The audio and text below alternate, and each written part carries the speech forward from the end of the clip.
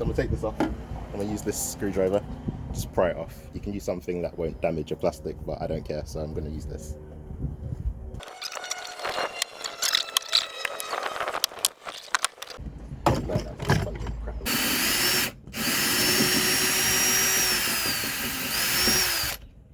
Here I've got the camera, so it comes with this cable here. One end goes to power for the camera, and the other one plugs into it, and this one goes into your head unit. Here's the actual camera here. To take it out, here it is, got the power cable and the video cable there as well, and that's comes with some screws as well. And that's pretty much all that comes in the box.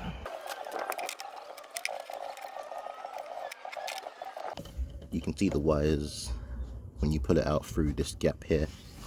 And then if I open up the bumper a little more, you might be able to see the gap there where this rubber grommet is. That's where I pushed these cables through. So it's just really easy if you just loosen up your bumper. As you can see, I didn't fully take it off. As it's there, I just took off this side. And it's just off slightly. Just take it off, run it through here, and then you can access these wires from inside. So I'm just going to put the bumper back on again.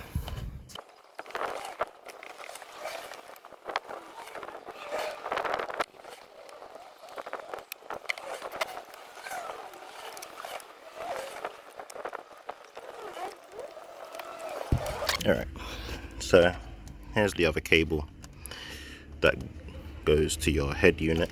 All I've done is connect the power and the video cable to the camera. Then you have this red black wire that comes off of it. So what you're going to want to do is you're going to want to strip the ends of these wires, and in the back here, so once again, here's the back of the car. Straight to the back, when you take off this trim piece I took off earlier, you'll see these bunch of cables under here. Now you won't have these ones here because that's what connects to my rain light down there. So forget these wires, just look at this bundle up here that's all wrapped up, that goes all the way across. In that bundle you'll see a brown looking wire here. I've already spliced it here, as you can see. This is your grounds wire.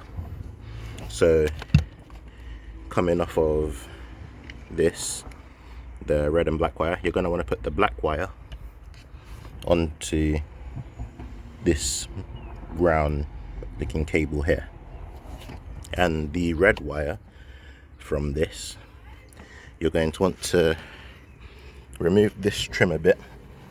Now this was quite tricky for me to get off because I didn't know how to take it off at first, but you just pry it up from the sides here and then pull it out of here. Then when you move this seat forward, you'll then see this trim piece. You want to pull this trim piece out like so, and when you do that, there will be, you see those two holes back there, one up here and the one down there? Those go into here and down here, and you want to undo those two screws. And when you undo those, you can then pull this out a lot further and get a lot more access to back here. And when you do get access to back here, there is this cable right here. My camera's not focusing properly, but it's like a black and purple wire. It's like multicolored, so it's like black and purple. If that description isn't good enough, I'll put a diagram on the screen, because you want to tap into your reverse light. So this is the left tail light, because the reverse light on the Polo is only on the left tail light. So this is in hole number 2, so port number 2.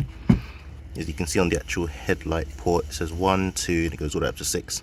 So number 2 is the wire you want to tap into. Right here, you can see I've spliced it, and that's where you're going to connect your red wire. So red wire to port 2 on your tail light, and the black wire goes to this brown cable down here. And once you've put connected those two wires together, then you just have to run this cable down to the front of the car, which I'll show you now after I connect up these two cables. Okay, so I finished up with back here. I've connected the black wire to the brown cable down here, soldered it, put some electrical tape over it here, as you can see. It's got the electrical tape there. The other side, the red wire, I've got soldered and electrical taped up here. I left it a bit slack here, as you can see, so it's very slack there, and I put a zip tie here, so just in case anything does tug on this, it won't pull off the solder and the electrical tape here. It will just tug on this area, so I just left it a bit slack, which is good. So everything back here is connected. See the two cables back here are connected, and that, so now you can go ahead and reassemble your boot again the exact same way you took it off. Just put everything back into place, slap it back in place, and everything will connect back again. So I'm gonna quickly reassemble my boot again so that it's looking like one thing again. Then we're just gonna deal with up front and running the cable up front. But before I do go there, I've got the cable ran back here, so you can see the cable goes there. I've got it ran here and up here, so I'm going to run it through this panel and down, so that it can then run down through this trim and through the the door trim thing at the bottom. So just run the cable back here and through here as well. So here it is from the back seat. When you do run it through here, it's then going to run down here through this trim here, where I've run my subwoofer cables through here and all the way through the one at the front, all the way up to the front area. So I'm going to run it down there, and when I've got it up through the front, I'll show you where I run it from there. Alright, as I said earlier, got the camera down there. I've put everything back. As you can see, everything is back in its place, how it should be. I said I'll show you how I ran the cable. So the cable comes through this piece, as I said. It comes out here. If I move this, if I lift up the seat like this, you can see my subwoofer cables. This cable right here is the camera wire cable, which also, as I said, comes through this piece, run it out the side here, comes underneath. You can use a flathead screwdriver here, put in between this, pry it up. This pops out. You can lift this up, run the cable through here, and then put this back. And then it comes down here. I'd use my hand to lift this up a bit. Yeah, I'd use my hand to lift this up a bit, and then you can just tuck the cable under here. Then I put it down here. You can see the cable here actually, because I put it over the seat belt bolt there. So that black cable you see there is actually the camera cable. So it goes over there, come to the front. Once again, you can see the cable right here. I'm touching it. You can put it underneath. That's how I ran my subwoofer cables. I put those ones underneath, but I just put this one on top this time. Maybe if I was doing it again, I'd put it underneath, but it's already done. Then once again, I just tuck it in under here. I just use my hand to push this out a bit, as I'm doing now, and then just tuck the cable up. It then goes up into here. Then I run it up through here to the top, and then from the top over here, you can then pull back the carpet a bit, and I run it behind the carpet, and then from behind the carpet to behind this bit of trim here. Then there's a little hole here, and through that hole you can bring it up right into the center console area where your radio is going to be. So once again, I'll do it from afar. Oh, and here's the cable, by the way, that I've got through there. So it's through there, behind the carpet, all the way down there, comes all the way back here, runs down that line, through the back here, Then you keep going. As you remember, it comes back around here. It's round here and it connects around here. So that's how you run it. If you have a Polo, if you have another car, you can obviously run it differently. But that's how I've done it for the Polo. So now the rest of the video is going to be inside with me connecting it all up together. Alright, after you've taken out your radio, which I've already done, just the 4 bolts there, pry this thing off, got the radio out. You'll see a yellow wire here that says cam in. There's another one over here that says video input. You don't want this one, you want cam in. So with cam in, you then grab the yellow wire from your actual camera that you've just run from the back all the way to the front. You want to plug this one into cam in, which can I do with one hand? Yes, I can. There we go. So you want to plug that in to cam in. Now, if your car has a CAN bus system in it, you do not have to connect this red trigger wire here. If your car doesn't, then you have to connect this red cable here to the reverse trigger wire, which will just let the camera know that you've gone into reverse. Because the car has a CAN bus system and all of that, when I go into reverse, the computers and whatnot, I don't even technically know it fully, but the car knows you've gone into reverse when you've gone into reverse with a CAN bus system. So I don't need to connect this red cable here. So once you've plugged this in, you're done. You just have to put back in your radio. So just tuck all these back in here and screw the radio back on. And once that's done, I'll shove it in reverse and show you guys what it looks like. One important thing you need to do is when you come into the settings here, for this camera, you have to set it to AHD 720.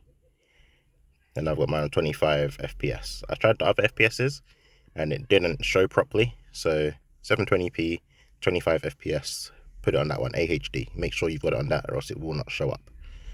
If you have it on like PAL or NTSC, wait, NTS, yeah, I said it right, I thought I messed them up. So any of these other ones, it probably won't work. Put it on AHD, 720p, 25 FPS, and then it will show. So car's on. I'm gonna shift into reverse now. And then, so reverse, car senses I'm in reverse. There you go. There's the image there. You can see first camera's working nice and good. I will probably have to angle it better. Right now the guidelines are looking at the sky. So I'm just gonna point the camera facing down more. So at the moment it's more like facing straight or even up a bit. I'm gonna point it more down towards the floor so that that changes. And back.